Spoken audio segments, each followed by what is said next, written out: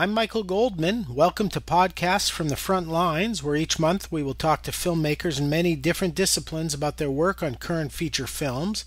To start the series, we start off today with a conversation with cinematographer John Schwartzman, ASC, about his work lensing the summer tentpole movie now debuting, Jurassic World. Schwartzman offers up background on the project, how and why it was shot on film, the many technical challenges involved in a movie this complex, and the efforts filmmakers went to in order to make sure the film paid tribute to its 1993 parent, Jurassic Park. We hope you enjoy the conversation.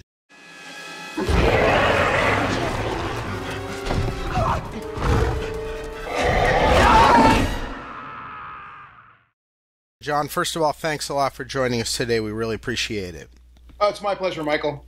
First question, I thought it would be interesting if you could just give us a little background on sort of the how and the why you got into the project to begin with. As I understand it, they're sort of showing it as a direct sequel to the 93 film Jurassic Park by Steven Spielberg. And I'm curious how you got involved with the project and with the director, Colin Trevorrow. Well, it's interesting because there's sort of two iterations of this movie. So the first iteration of this movie was actually the year before we started making it. We were going to make this movie in 2013, and Colin had just done Safety Not Guaranteed. He was a young director, and he had written the screenplay for Jurassic World, which was not entirely different from the movie we shot, but some of the big set pieces were different, and we were trying to race it into production to sort of shoehorn ourselves into a release date, which unfortunately is the way a lot of these big budget movies get made. So when you hear, they're starting to shoot without a script, the reason is because they've already locked in a release date. So we were kind of in that situation. And at the time, this is before 47 Ronin had come out. We were going to actually shoot this movie in 3D. And obviously one of the reasons why I had gotten the call was I had shot The Amazing Spider-Man in 3D native, and I had also done the reshoots for Life of Pi with Ang Lee, which was also 3D native. So as terms of resume, I probably had as much skill in doing these kind of movies as anybody else out there. And also, Colin happened to love my work, so it was a win-win.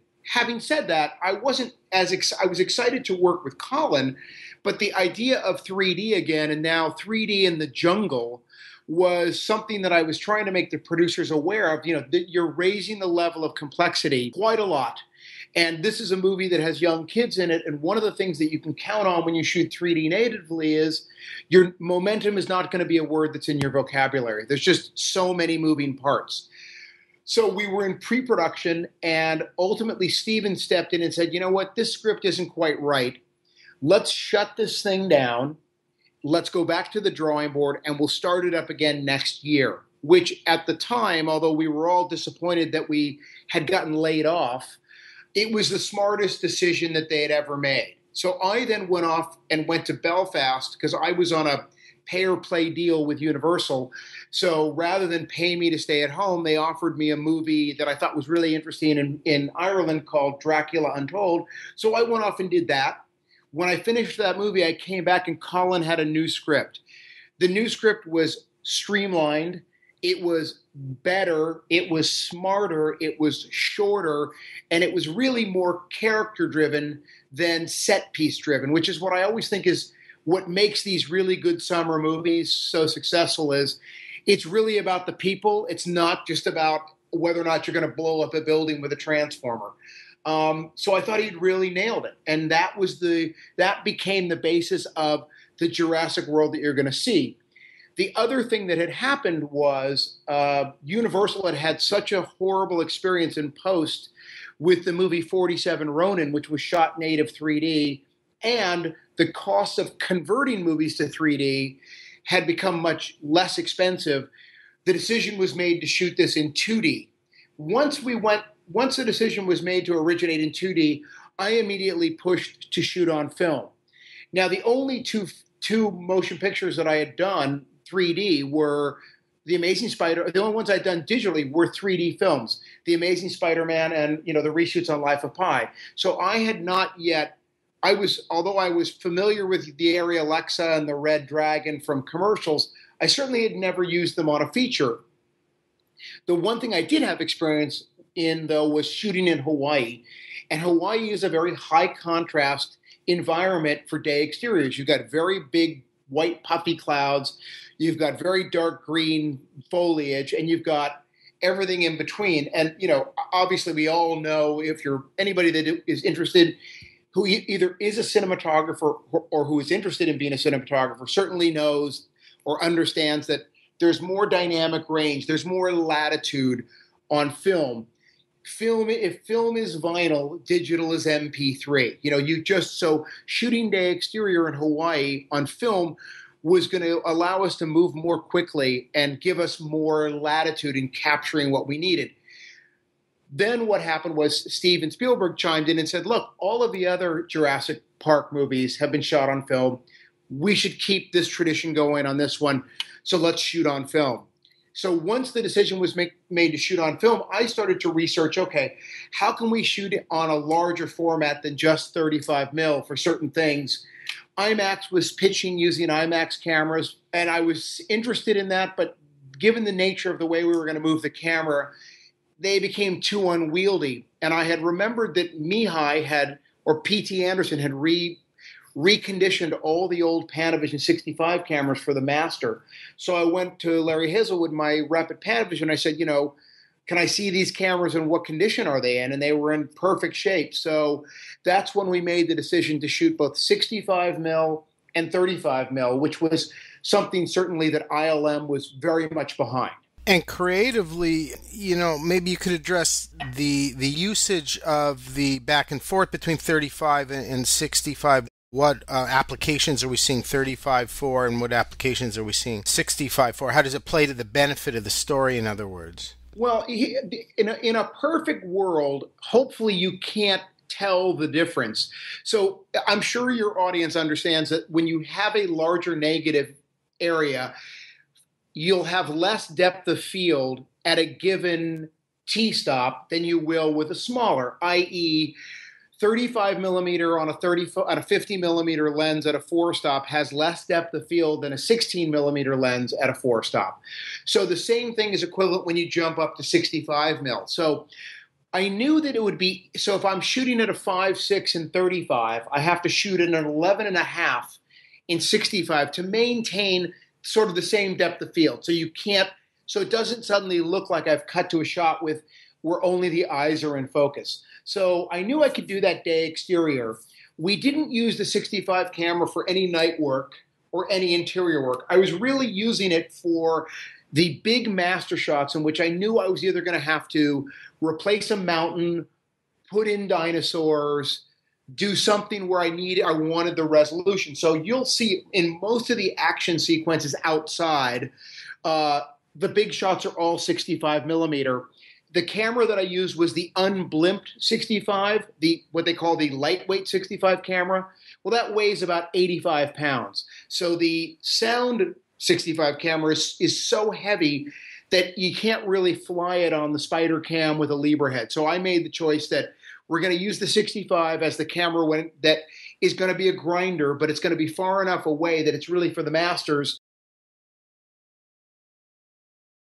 And maybe you could talk us through, a little bit of the history of this. Is that this movie was shot in something of the unusual aspect ratio 2:1, and not what we're typically seeing today. If you could sort of explain that decision and some context for why it made sense, why we don't see that more, maybe we should see that more, what the deal is with that. Well, I think you will. I think if you look at my filmography, probably 80% of the movies that I have done, including the one that I start tomorrow, The Founder, has been shot on anamorphic lenses, right? So a 1:3:3 aspect ratio, but with a lens that does a 2:1 squeeze, so that when you project, you're projecting back out at 2:4:1, right? That's the normal anamorphic aspect ratio. In the early 90s, they came up with a thing called Super 35 240, which allowed you to basically letterbox a spherical lens to create a 240 image. The only downside to that was you were throwing away half of the negative area, right? So The Rock was shot Super 35. Normal aspect ratio is 185. I was pushing with Colin to shoot Jurassic World Anamorphic 240. It's my wheelhouse, and I happen to love the way it looks, Or Pearl Harbor, which was shot in Hawaii, was Anamorphic 240. Steven weighed in and said he felt like we needed more headroom, a taller frame for the dinosaurs. Colin felt like now that a lot of people are watching movies on very large screens in their house, in addition to movie screens, and also on computers, that the resolution of 185 is too similar to your computer screen, and we need to have something that makes this movie kind of more special. And it was Colin's idea to go 2-to-1. Now, in the world of film prints, if you changed your aspect ratio, you would have to send out with each print a new projector mask, which would mean that you could potentially have to make 35,000 little gates that slid into every projector in America to get the right aspect ratio on the screen. The beauty is now with a DCP, a digital cinema package, the projectors, they don't have, yes, you change the masking in terms of the curtains in the theater, but they don't care what you feed them in terms of aspect ratio. They're no longer putting anamorphic lenses on the projectors. They're even projecting the anamorphic movies flat. So it gave us an opportunity to sort of jump ahead and utilize something that no one had done before with the technology, which was to create our own new aspect ratio, which was the Univisium aspect ratio that Vittorio Storaro was trying to get Sony to buy into when they were starting to think about coming out with HD TV back in the early 80s. Somehow or another, some engineer decided that 16:9 or 178:1 was the magical number that everything could be divided by. So that's why we have 16:9 or 178 TV sets. I wish they were 2-to-1. I think it's a beautiful aspect ratio. It's kind of the best of both worlds. It feels like a scope frame, but you can use spherical lenses, which are obviously faster. And because they don't do a squeeze, they're half the focal length for the given width. So there's a lot of advantages to them. They're less expensive. They're more lightweight. And that's what we did. So we shot with regular spherical lenses, but in a 2-to-1 aspect ratio without incurring any penalty by doing so. Am I also correct, given that this is a visual effects intensive movie, tons of action, lots of difficult applications and whatnot, there were usages for digital camera for the Red Epic, I think it was? So the Red Dragon was used only for aerials. The only time that camera was used was strictly for aerials, and the reason was, and by the way, I like the Red Dragon camera, but when you film aerials and you're filming them with a camera with film, you've got a magazine that lasts 10 minutes. The film cameras are quite heavy, and you put the zoom lens on them and you put the vector vision gyroscopic stabilized camera mount on, and you're limited to the amount of fuel you can carry on the helicopter because of the weight limits. Where we needed to film in Hawaii required some fairly long helicopter flights, which meant that the helicopter would leave Oahu. It would have to get to Maui, refuel, fly through the canyons. It only could carry 10 minutes of film and then come back to the airport and have to reload and refuel. So I made the decision to go Red Dragon because it's a very lightweight, high-resolution camera with the Fujinon 19-90 zoom lens, and that freed up 175 pounds of which they could use to carry more fuel. So essentially, and I don't have to reload the camera except for once every 45 minutes. So that was the reason why the decision was made. It was made for financial and creative reasons, and I felt that the camera was going to give me a look that I could manipulate to look like film. Now, sort of big picture, as you mentioned, one of the reasons among many that you shot film was the other Jurassic Park films have been shot film. This is material with a pedigree, that people know fondly. What was the impact of the original film shot by Dean Cundey? And sort of the connection between the two films, not only in terms of the story, but visually. Was there an effort or a desire to take visual cues at all from the original Jurassic Park? Was there connective visual tissue between the two, or just the subject matter and the environment, sort of make that obvious anyway? I think it's just the subject matter and the environment. I mean, if you go back and look at the original Jurassic Park, which is a fabulous movie, it's a bit broader than the movie that Colin is doing. Obviously we revisit some of the same locations, the JK Ranch in Kauai, the Kualoa Valley on Oahu. But those are also locations where I had shot on Pearl Harbor and where people shot on the Hunger Games. So, no, I mean, there is a language to Steven Spielberg's style of direction, and that was really more about how we blocked and staged and shot. We didn't shoot a lot of close-ups. We blocked very complicated masters, but certainly I don't think my lighting and Dean Cundey's lighting have much in common ever in our careers. You know what I mean? So, not that I'm not passing judgment one way or the other, but I only know how to do it the way I do it. I don't ever try to emulate anybody else. I just do what I think looks right. And what is for this material your style, your aesthetic in terms of camera movement, lighting, those sorts of things? Well, in terms of lighting, I think back in my days with Michael Bay, I probably was going for a more heightened, stylized reality. And obviously on this one, we're trying to play into the tropes of the genre. But I think over the past few years, I've been trying to make my sense of lighting a little more transparent. Certainly on Armageddon, we were hitting it pretty hard. That was the style that Bay and I were going for at the time. And I find myself now, not that I'm doing less, in some sense I'm doing more, but I'm trying to make it look like I've done less. I'm the kind of guy that, still is trying to get the exposure perfect in the camera. I don't spend a lot of time with windows, and I only color correct in RGB. I don't get into a lot in the DI. That's why Stefan and I, who've known each other, well, I've known Stefan Sonnenfeld since he went to Harvard School in, Studio City. So that's a long relationship. I go about it very much in the way that I was taught by Bob Kaiser, my sort of mentor / color timer over at Technicolor. He taught me everything I really know about how to expose film. Not necessarily, he didn't teach me how to light, but he taught me how to place my exposure, where it needed to be on the negative to make sure that this thing was going to end up in the theaters as the best possible looking image you could get. I know we can't give away any big ticket cool stuff.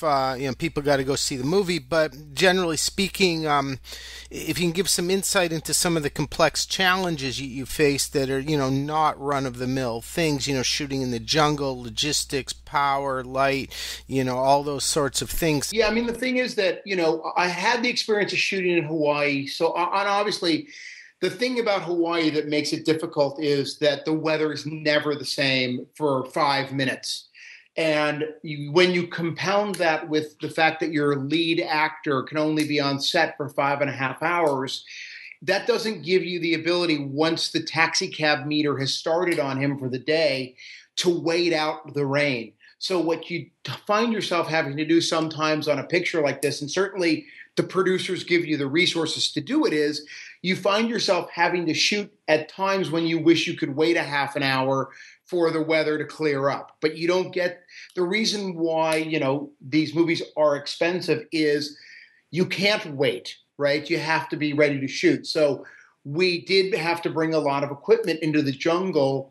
And I used to say to Pat Crowley, our great line producer, you'll know it's a good day if you never see any of this stuff turn on. You'll know it's a bad day if all the condors are up and the 18Ks are burning, because we've lost the sun or it's raining and the entire movie takes place over 18 hours. So that's the added, how do you try to maintain some kind of lighting continuity, And obviously when you're shooting in a jungle, you pretty much know that it's a jungle for a certain reason. It's a jungle because it gets a lot of rain. So, we were shooting in a lot of difficult locations. One of the real advantages I had was I had just done a picture in Ireland, and that's a very tough location. We were shooting in the same forest where they shoot Game of Thrones, and to get the technocrane back in there, the English had invented this all-wheel drive moving base called the Taurus base that was based on a Spanish army utility vehicle. Procam in Los Angeles had bought 2 of them, so we shipped that over, and I could get the camera in places into the jungle where I could barely get the people. So that opened up a whole new way of moving the camera in the jungle that I didn't have access to when we did Pearl Harbor. Well, it certainly sounds like a very exciting project, and I know a lot of people are looking forward to the movie, and we appreciate you taking some time to speak with us today, John, for this Studio Daily podcast series. Well, thank you, Michael. No, I think that people are really going to enjoy this movie. It is everything you want in a summer film and more. I think that Colin has really created a really unique piece of work. And obviously, you think of it as being the 4th in the Jurassic Park sequence, and I kind of think of it as not unlike Spider-Man was a reboot, but I think this is a reboot, and I think this gives Steven's first movie, it stands right alongside it as being just as good a film. And that was our debut studio podcast from the front lines. My conversation with cinematographer John Schwartzman, ASC, about his work on Jurassic World. We hope you enjoyed it. Watch your inbox every month for more newsletters directing you to our monthly podcasts covering the art, science, and people involved in the world of feature filmmaking. I'm Michael Goldman. Have a great day.